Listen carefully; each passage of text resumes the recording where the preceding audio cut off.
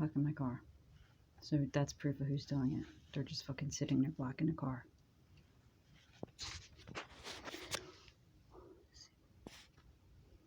That's how pathetic my fatigue is. Extreme fatigue. I fucking didn't even do anything. Well, I didn't do what I needed to do.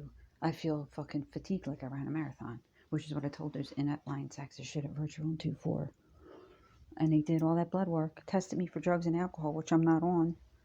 So they should have been really concerned that I was slurring my speech and could barely stand, and I didn't drink, and I didn't take any drugs. They should have been concerned. And instead, they fucking lie.